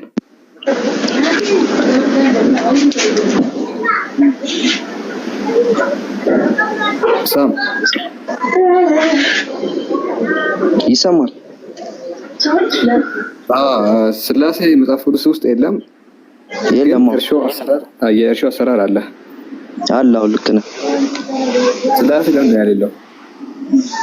ስላሴ ቃሉ የለም፣ ግን የስላሴ ዋና ስላሴን የሚገልጹ የስላሴን ሶስትነትና አንድነት የሚገልጹ የስላሴን ሶስት አካልነትና አንድ አምላክነት የሚገልጹ ቃሎች አሉ መጽሐፍ ቅዱስ። ለምሳሌ ሶስት አካላት አንድ መለኮት እንዳላቸው የሚያሳይ ጥቅስ አለ። አንድ ቦታ ላይ በተመሳሳይ ቃል በቃል የሚል የለም፣ ግን ሶስትነታቸውን የሚገልጽ አለ። ሶስት አካል አንድ መለኮት ነው። ስላሴ ማለት እኮ የሶስት አካላት አንድ መለኮትነት መጋራት ነው አይደለ? ሶስት አካል አለ፣ አንድ አምላክ አለ። እስቲ እሱን ያሳየን። ሶስት አካላት ስላሴ ማለት አምላክ በስም በግብር በአካል ሶስት ሲሆን በመለኮት በአገዛዝ በስልጣን አንድ ነው የሚል ይሄንን ትምህርት ሶስት አካላት አንድ መለኮትን ሼር እንደሚያደርጉ የሚያሳይ ጥቅስ ስጠኝ። እሺ እሱን ታቆ ይሆናል። ከዚህ በፊትም የነገሩ ሰዎች ሊኖሩ ይችላሉ። እሱ ዘፍጥረት ላይ መሰለኝ ያለው ሰውን እንደ ምሳሌያችን እንፍጠር የሚል አንድ ሰው ሳይሆን የሚናገረው እንደ ሶስት ሆኖ የሚናገሩት ነገር ነው ያለው እዛ ጋር። ፈጣሪ የሚናገረው እዛ ጋር እንደ ሶስት ሆኖ እንደ ሶስት እርግጠኛ ነው። አዎ ሰውን እንደ ምሳሌያችን እንደ መልካችን እንደ ምሳሌያችን እንፍጠር። ሶስት ሳይሆን አንድ ሰው አንድ አምላክ እንደሌለ ነው የሚናገሩት። አይደለም አንድ አምላክ ሳላ ቆይ አንድ አምላክ እንደሌለ ነው የሚናገረው አለ። ሰምተዋል አይደለም? በስተት አንድ አካል ብቻ መሆኑን ብቻ አንድ አካል መሆኑን አይገልጽም። አንድ አካል ብቻ መሆኑን አይገልጽም። እሺ እግዚአብሔርም ማለት ሰውን በመልካችን እንደ ምሳሌያችን እንፍጠር አለ። ለማን ነው ያለው? ለአብና ለአብ ወልድ መንፈስ ቅዱስ። ማስረጃ ስጠኝ። ይሄው እግዚአብሔር የሚለው እኮ እግዚአብሔር አብ፣ እግዚአብሔር ወልድ፣ እግዚአብሔር መንፈስ ቅዱስ ሶስት አካል እዚህ ላይ ስጠኛ። እንደዛ የሚል እንፍጠር የሚለው ምንድን ነው? አንድ ሰው ነው እንፍጠር ማለት ነው። እዚህ ላይ ሌሎች አካላቶች አሉ። እንፍጠር ሲል ምን እንደሆነ ከራስ መጽሐፍ ነው ማሳየ። አሁን ግን እዚህ ቦታ ላይ እግዚአብሔር ለሁለቱ አካላት እንፍጠር እንዳላቸው የሚያሳይ ማስረጃ ስጠኝ። እሺ ልንገር። እሺ አሁን አንድ ሰው ነፍስ አለው፣ መንፈስ አለው፣ ስጋ አለው። ስንት ሰው ነው ያ ሰው? ሌላ ርዕስ ነው። አሁን ስለ መጽሐፍ እዚህ ርዕስ ላይ ነው ያለው። እንፍጠር ማለት ሰውን እንፍጠር ማለት ሰማኝ ይባላል። ልብ መንፈስም ፐርሰን አይደሉም። ችግሩ መንፈስ ስጋ አንድ አካል አንድ ሰው ነው። ግን እነዚያ ነፍስ ስጋና አካል ፐርሰኖች አይደሉም። እኔ ብሎ አይናገር። የእግዚአብሔር ምሳሌ ነው። እግዚአብሔር በምሳሌያችን እንፍጠር ሲል የእግዚአብሔርን የወልድን ስጋነት የመንፈስ ቅዱስን ነፍስነት ሳም አዳምጥ ቆይ። ነፍስ ስጋና መንፈስ ሶስቱ ኦኬ የአንድ አካል መገለጫዎች እንጂ ፐርሰኖች አይደሉማ። አካላት ናቸው። አካላት ናቸው። አካል ሲባል ገብቶ አካል ብሎ ማለት እኮ ራሱን ችሎ እኔ ብሎ የሚናገር ማለት እኮ ነው። አልገባህም እኮ እርስ በርሳቸው አካል ናቸው። አንዴ አካል ነፍስ አካል ተብሎ ይጠራል። አንድ አካል ነፍስ አካል ተብሎ ይጠራል። በእንትኑ ከአንድ ላይ ሲሆኑ አንድ ይሆናሉ። ነፍስ ብቻውን አካል ተብሎ ይጠራል። ያው ማስረጃ እሱን መጽሐፍ ቅዱስ ላይ ላላገኝ ይችላል። ዝም ብለህ ማስረጃ ነው የሆነው። በቃ ነፍስ አለ፣ መንፈስ አለ፣ አካል ስጋ አለ። ያንተ ነፍስ ብቻውን ሊባል ይችላል ወይስ? ቆይ ስጋ ያለ ነፍስ ሊባል ይችላል ወይ? ማስረጃ ስጠኝ እኮ። ስጋ ያለ ነፍስም ባዶ ናት። ባዶ ናት አይደለም? እኔ ከሌለው እኮ ስጋ ባዶ ነው። አካል ራሱን የቻለ አካል ተብሎ ይጠራል ወይ ነው ጥያቄው። እሺ ሰው ያለ ነፍስ መኖር ይችላል? አይችልም። ማንም እንደዚህ አላለ አይችልም። ስለዚህ ነፍስ ማለት አንድ አካል ነው ማለት ነው። ነፍስ ብቻዋን አካል ተብላ ትጠራለች ወይ? ነፍስ ብቻውን ደግሞ መኖር አይችልም። እኔ ይችላል አይችልም እኮ ይኸውልህ፣ ትልቅ ሰው ነው አይደለ? ይችላል አይችልም። ትልቅ ሰው ነኝ። አንተም ትልቅ ሰው ነህ። በሚረዳ ተረዳው። አንተ ደግሞ ስለ ኮፊያ ስጠይቅህ ስለ ካልሲ ነው የምትመልሰው። እንደዛ አይደለም እኮ ስለ ኮፊያ ስትጠየቅ ስለ ኮፊያ። እሺ ተናገር። ነፍስ ብቻዋን አካል ተብላ ትጠራለች ወይ ነው? አዎ ማስረጃ ስጠኝ እኮ። ስጋ ያለ ነፍስ መኖር አይችልም። ስለዚህ አንድ አካል ነው ነፍስ። አዎ ላልከው ማስረጃ ስጠኝ። እሺ ነፍስ ስጋ እንዴ? ማስረጃ አንተ አሁን ያለ ነፍስ መኖር ትችላለህ? አዎ ላልከው ማስረጃ አምጣ። ከምን ማስረጃ ላምጣልህ? መጽሐፍ ቅዱስ ላይ እንደዛ የሚል ግልጽ እኮ ነው እኮ። በአይን የምታየው ነው። ከዚህ በፊትም የምታውቀው ነው። እስቲ ዝም ብለህ ማስረጃ አምጣ። ከተራ መጽሐፍም ቢሆን የመጽሐፍ ላይ የለም። እኔ ማውቀው መጽሐፍ ላይ የለም። ግን እንደዚህ በማውቀው መልክ ሰው ያለ ነፍስ መኖር አይችልም። ገባኝ። አንብበህ ሳይሆን እየታየህን ዝም ብሎ የታየኝን አይደለም። ዝም ብሎ ይመጣል። እንደዛ የተረዳሁት የመጣልኝም አይደለም። የመጣልኝ አይደለም። ይሄ እውነት ነው። ከመጽሐፍ ቅዱስ ማስረጃ አለው አልኩ። የለኝም አልከ። እሺ ከተራ መጽሐፍ ማስረጃ አምጣ አልኩ። ዝም ብሎ ተራ ነገር ከዛም የለህም። አንተ የጠየቀኝ እኮ መጽሐፍ ቅዱስ ላይ የሌለ ነገር እኮ ነው። ነፍስ ለብቻው አካል ነው የሚል እስቲ ንገረኝ እኮ ነው ያልኩት። እሱ ላሳየህ። ዝም ብለህ አዳምጥ። ምንም አታውቅም መሰለኝ። እሺ ወደዚህ ስንምጣ እግዚአብሔርም አለ ሰውን በመልካችን እንደ ምሳሌያችን እንፍጠር አለ። ለማን ነው እንፍጠር ያለው ስልህ ለመንፈስ ቅዱስና ለወልድ አልከኝ። ማስረጃ አለ እዚህ ጋር እንደዛ የሚል እንፍጠር ሲል ምን ማለት ነው? እሺ እንፍጠር ሲል እግዚአብሔር ለሆኑ አካላት ከእርሱ ውጪ ለሆኑ አካላት እንፍጠር ብሏቸዋል። ውጪ ሳይሆን ሶስት አካል እንዳለ የሚገልጽ ነው። እስቲ ሶስት የሚለው ስጠኝ እዚህ ጋር። ሶስት አካል ስለ እኛ አሁን የምንረዳው አብ ወልድ መንፈስ ቅዱስ አንድ አምላክ። ቴክስቱ ላይ ይሄ አምላክ ጽሁፉ ላይ እንፍጠር ብለው ያወራሉ። እስቲ ጽሁፉ ላይ አምጣ። እዚህ መጽሐፍ ላይ አንተ አእምሮ ውስጥ ያለውን ሳይሆን እዚህ መጽሐፍ ላይ ሶስት አካላት የሚለው ማስረጃ ስጠኝ እዚህ ጋር። ሰውን በመልካችን እንደ ምሳሌያችን እንደ ምሳሌያችን 10 መሆን አይችልም። እያንዳንዱ መልክ አለው ምሳሌ አለው። 10 መሆን አይችልም። ለምንድነው አይችልም? አይችልማ። አብ ወልድ መንፈስ ቅዱስ የሚል አንድ አምላክ ብቻ ነው ያለው። ቴክስቱ ላይ አምጣ እንደዛ የሚል። እሺ እንፍጠር ሲል ለሶስቱ ነው የሚል ቴክስቱ አምጣልኝ። እሱን ብሉይ ኪዳን ላይ ያለ አይደለ? አብ ወልድ መንፈስ ቅዱስ ተብሎ ተቀጣጣ ሲል ለሶስቱ ነው የሚል ማስረጃ ስጠኝ እኮ። እግዚአብሔርም አለ እኮ ሲል እግዚአብሔር እኮ ነው በቃ። እግዚአብሔር ስፔሲፊክ እኮ አድርጎታል። እግዚአብሔርም አለ እኮ ለሶስት እንደሚል ማስረጃ አምጣ። ለሶስት እንዳለ እግዚአብሔር አብ፣ እግዚአብሔር ወልድ፣ እግዚአብሔር መንፈስ ቅዱስ ስፔሲፊክ አድርጎታል። እግዚአብሔር ብቻ የሚለው ላይ ጋር አሳየኝ እንደዛ የሚል እግዚአብሔር የሚል አለ እኮ። ያው ፊት ለፊት እዚህ የለም አላልኩም። ለሶስት አካላት እንደዛ ብሏል ያልከው ማስረጃ አምጣ እኮ። እግዚአብሔር የሚለው አለ ስፔሲፊክ አድርጎታል እኮ። አንዱ አለ፣ ሁለቱን ያሳየኝ። እግዚአብሔር አብ፣ እግዚአብሔር ወልድ፣ እግዚአብሔር መንፈስ ቅዱስ ለብቻ አይጠሩም። እግዚአብሔር በሚለው አንዱን ያሳይተሃል። ጎበዝ ነህ። ሁለቱን አምጣው። እግዚአብሔር የሚለው ተካቷል እዚህ ውስጥ እኮ አልኩ። እግዚአብሔር የሚለው ሶስቱንም ያካትታል። ማስረጃ አምጣ ከመጽሐፍ ቅዱስ። እግዚአብሔር ወልድ፣ እግዚአብሔር አብ፣ እግዚአብሔር ወልድ፣ እግዚአብሔር መንፈስ ቅዱስ እንደዛ የሚለው እዛ ማቴዎስ ወንጌል ምዕራፍ 28 ቁጥር 18 ላይ አለልህ። እዚህ ጋር መጀመሪያ እንፍጠር ያለው ለነሱ ነው የሚል ማስረጃ አምጣ። መጣለ እንፍጠር እኮ እግዚአብሔርም አለ እኮ አልኩ እኮ። ስፔሲፊክ ማስረጃ አምጣ ፕሊስ። እግዚአብሔርም አለ የሚለው እኮ ስፔሲፊክ አድርጎ ተናግሯል። እግዚአብሔር ብቻ እኮ ነው። በቃ ከዚህ ቦታ አሳየኝና የለም ካልከኝ ወደ ማቴዎስ ወንጌል ይልልሃለሁ። ችግር የለውም። ዲባንክ እናደርገዋለን እሱን ጥቅስ። እሱን ደግሞ አልኩ እኮ ሰውን እኮ የሚለው ላይ ሰው ሲፈጠር ነፍስ አለው፣ መንፈስ አለው፣ ስጋ አለው። የትኛው ቤተ እምነት ነው ሳም? ፕሮቴስታንት ነው። እሺ እንደዚህ እናድርግ። እግዚአብሔር ለሁለት አካላት እንፍጠር እንዳለ የሚያሳይ ማስረጃ የለም አይደል? እዚህ ጋር አለ፣ ፊት ለፊት አለ። ለሶስት እንደሆኑ ያሳያል። እስቲ የቱ ጋር ነው የሚያሳየው ለሶስት እንደሆኑ? የሰው ምሳሌ እኮ ነው። ሰው በመልካችን እኮ አለ በምሳሌ ለሶስት ለሶስት እንዳለ እስቲ የቱ ጋር ነው የተጻፈው? እሺ ሰው ስንት አካል ነው ያለው? ሰው ነፍስ አለው፣ መንፈስ አለው፣ ስጋ አለው። እነዚህ አካላት 10 ነው ያለው። ሌላ አለው ተጨማሪ እኮ ነገር ያለው የሰውነት ክፍል አንተ እጅ አለ። እጅ ግን ራሱን የቻለ አካል አይደለም። አንዴ ፕሊስ እንደዛ የስጋ አካል ነው። እሱ የስጋ አካል ነው። አንዴ የስጋ አካል አይደሉም። መንፈስ፣ ሩህ፣ ነፍስና ስጋ ፐርሰኖች አይደሉም። አይደሉም የሚል አሳይኝሽ አንተ ራሱን የቻለ ኦኬ። ቆይ መንፈስ ራሱን የቻለ አንድ አይደሉም፣ ለየብቻ አካል አይደሉም የሚል አሳይኝ። አንዴ በየትኛው ኦንቶሎጂ ትምህርት ላይ እንደዛ የተማርከው አንተ? አንዴ ፕሊስ ማታውቀው ነገር ሲኖር አካል አይደሉም የሚል አሳይኝ። ሰው ይስቅብሃል። በቃ አዳምጠው ላስረዳ። እሺ ለማንኛውም ይሄን ላስረዳ። አንተ መጽሐፍንም ስለማታውቅ ብታዳምጥ ነው የሚሻለው። ለማንኛውም እግዚአብሔርም አለ ሰውን በመልካችን እንደ ምሳሌያችን እንፍጠር አለ። አሁን እንፍጠር የሚለው ቃል ብዙሃን ያመላክታል። ኦኬ ብዙ አካላት እንዳሉ ያመላክታል። ግን ስላሴ ናቸው። በጣም ብዙ አይደለም።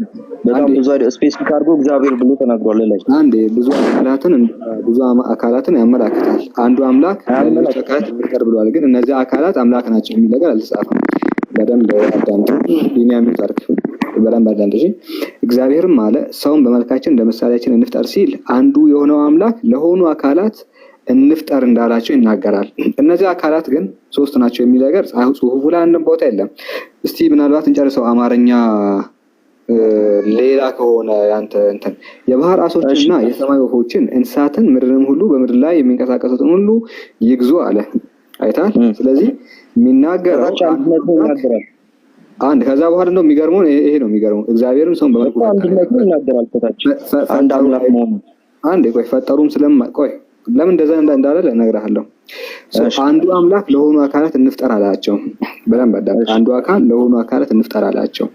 እነዛ አካላት ግን ሶስት ናቸው የሚል ነገር የለም። አንተም በደንብ አይተሃል እንዳለ ስላሴ ናቸው የሚል ነገር የለም።